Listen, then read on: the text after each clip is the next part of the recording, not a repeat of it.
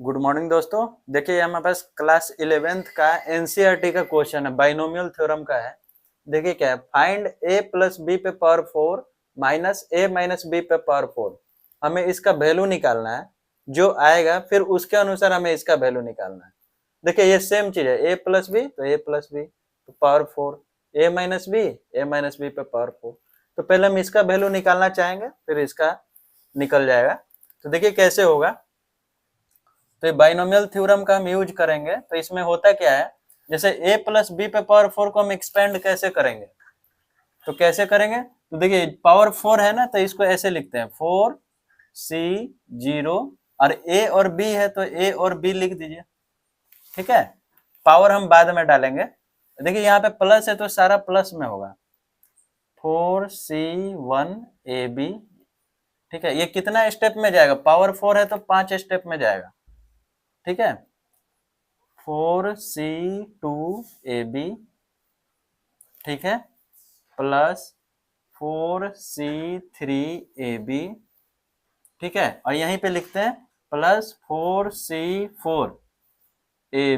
ठीक है, ये मेरा एक टर्म हुआ, मतलब कि हम सिर्फ a प्लस बी पे पावर 4 को एक्सपेंड करेंगे तो इतना लंबा टर्म जाएगा। फोर्थ है तो 5 स्टेप होगा, 1 2 3 4 5, 5 टर्म में एक्सपेंड होगा। तो अब देखिए इस पे पावर होता है, पावर कैसे होगा, यहाँ पे 4 है तो a पे पावर 4 से स्टार्ट कीजिए, 4 3 2, ये मेरा 1 और ये मेरा 0। ठीक है, और ये 0 है तो 0 से स्टार्ट कीजिए b पे, 0 1 2 3 4। ठीक है, ये मेरा एक्सपेंड हो गया। अब इसमें एक चीज देखिए, पहला वाला का पावर घटते जाएगा और दूसरे वाले का पावर बढ़ता जाएगा, ये चीज है। तो ये सिर्फ इसको हम एक्सपेंड किए। उसके बाद क्या था मेरा, माइनस, माइनस देते हैं हम यहाँ पे। ठीक है, और सेम चीज है, अब यहाँ पे सिर्फ माइनस है तो माइनस है तो इसमें क्या होता है, एक प्लस होगा फिर माइनस होगा फिर प्लस होगा फिर माइनस होगा, सेम चीज। तो इसको भी हम लिखते हैं वैसे ही, 4c0ab। ठीक है, उसका माइनस, पहला प्लस दूसरा माइनस, 4c1ab प्लस 4c2ab। ठीक है, देखिए प्लस माइनस प्लस फिर माइनस, 4c3ab। तो ये कहां तक जाएगा, प्लस, अब माइनस आ गया फिर प्लस, 4c4ab। ठीक है, ये ए बी अलग अलग रहेगा और ये हो गया बंद। ठीक है, यहां से स्टार्ट हुआ था तो पावर 4 था तो कितना गया, 1 2 3 4 5, पावर से एक ज्यादा रहता है।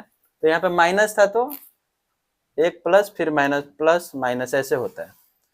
अब देखिए यहाँ पे मेरा माइनस है तो एक चीज ध्यान दीजिए, इससे क्या होगा, मेरा ये प्लस में था तो इसको अगर ब्रैकेट को हटाएंगे तो ये मेरा माइनस में हो जाएगा, माइनस प्लस माइनस। तो ये प्लस में ये माइनस में, यानी कि पहला टर्म, सॉरी यहाँ पे पावर का भी वैसे ही होगा, सेम टू सेम। तो ये 4 है तो 4, ठीक है, 3 2 1, ये 0, और यहाँ पे 0 से स्टार्ट कीजिए, 0 1 2 3, ये मेरा 4। ठीक है, अब देखिए सब सेम है, ये भी सेम है ये भी सेम है, सिर्फ यहाँ पे माइनस है तो ये प्लस में हो जाएगा, इसको हटाएंगे तो ये माइनस में हो जाएगा। तो सेम चीज, एक प्लस में एक माइनस में, यानी कि ये मेरा कट जाएगा पहला टर्म। वैसे ही देखिए, अगर ये ब्रैकेट है तो माइनस माइनस प्लस हो जाएगा, यानी कि ये दो टर्म हो जाएगा। सेम चीज, ये प्लस में ये भी प्लस में है तो सेम चीज दो बार हो जाएगा। तो ऐसा कटने वाला टर्म कौन सा हुआ, जो प्लस वाला हुआ है। देखिए ये अगला टर्म, पहला कटा फिर तीसरा कट जाएगा, ये कटेगा और इसका भी तीसरा कट जाएगा, क्योंकि ये माइनस है, माइनस प्लस माइनस होगा तो एक प्लस में एक माइनस में। तो पहला और तीसरा कट गया, फिर पांचवा कटेगा, पहला तीसरा और पांचवा ये।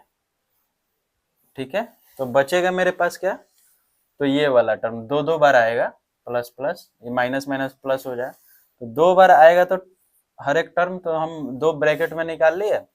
अब मेरे पास है 4c1 a पे पावर q b 1। ठीक है, ये दोनों प्लस में था। फिर इसके बाद ये वाला 4C3 वाला, 4C3 4C3 4C3 ABQ, ठीक है। और फिर और क्या बचा, ये वाला हो गया, अब मेरा ये हो गया, बस यही था 2 टर्म मेरा, ठीक है। तो अब देखिए इसमें क्या दिख रहा है मेरे को, यहाँ पे फॉर्मूला होता है NC1 और NCN-1 इक्वल टू कितना होता है N, ठीक है। ये फॉर्मूला के अनुसार देखिए NC1 यानी कि 4C1 कितना हो जाएगा 4, और N-1 यानी 4 - 1 ये 3 है, तो इसका भी वैल्यू कितना हो जाएगा 4 हो जाएगा। तो वही चीज हम यहाँ पे लिखेंगे 4AQB प्लस 4ABQ, ठीक है। तो यानी कि इसको हम एक्सपेंड किए तो मेरा ये टर्म आया। तो यहां से भी और क्या निकाल सकते हैं, 4 कॉमन निकाल सकते हैं, यानी कि 2 × 4 8 हो जाएगा, 8AQB प्लस ABQ, यानी कि इतने बड़े टर्म को एक्सपेंड किए तो मेरा ये आया मेरा फाइनल आंसर। तो यानी कि हमें फाइंड करना था इतना, तो इसका वैल्यू ये आया। अब सेम चीज करना है कि अब इसका वैल्यू हमें निकालना है, तो इसका वैल्यू निकालना है तो वही a की जगह पे कितना रख देंगे √3 और b की जगह पे क्या रख देंगे हम √2, तो मेरा इसका आंसर आ जाएगा। तो इसको हम यहाँ पे सॉल्व करते हैं, एक लाइन मिटाते हैं ऊपर वाला, तो मेरा हो जाएगा।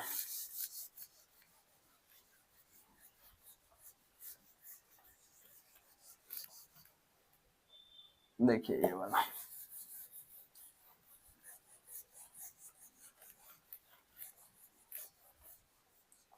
अगर हम कंपेयर करेंगे a और b से, यहाँ से a मेरा √3 और b हो जाएगा √2, तो वही कंपेयर करने पे a इक्वल टू √3 और b इक्वल टू मेरा कितना हो गया √2, तो मेरा इसका वैल्यू कितना आ जाएगा, तो जो हम ये निकाले तो उसी में वैल्यू पुट करना है, 8 AQB, तो a का q यानी √3 का q और b यानी कि √2, ठीक है, प्लस ABQ, a मेरा √3 है और b का q यानी कि √2 का q,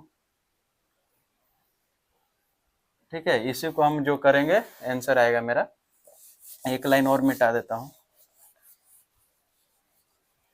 देखिए ये मेरा आ जाएगा, ये कितना आ जाएगा √3 × √3 × √3 क्या आ जाएगा √3 × √3 × √3, तो √3 × 3 क्या हो जाएगा 3, यानी 3 √3 हो जाएगा मेरा यहाँ पे।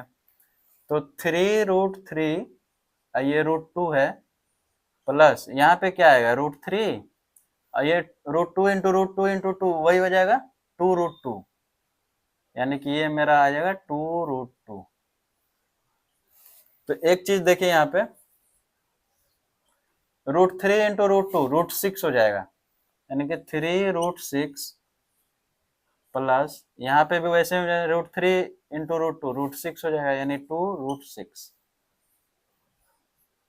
यानी कि ये मेरा आंसर हो जाएगा। तो यहाँ पे भी √6 कॉमन है, तो √6 को हम निकाल लेंगे, यानी कि 8 √6 ब्रैकेट ये इंटू 5 हो जाता, इंटू 5 हो जाता ना, 3 + 2, अगर √6 को निकालेंगे तो 3 + 2 हो जाएगा, यानी 5, ये 5 × 8 क्या हो जाएगा 40, यानी कि ये मेरा 40 √6 आंसर आ जाएगा, ठीक है। यही मेरा आंसर हुआ।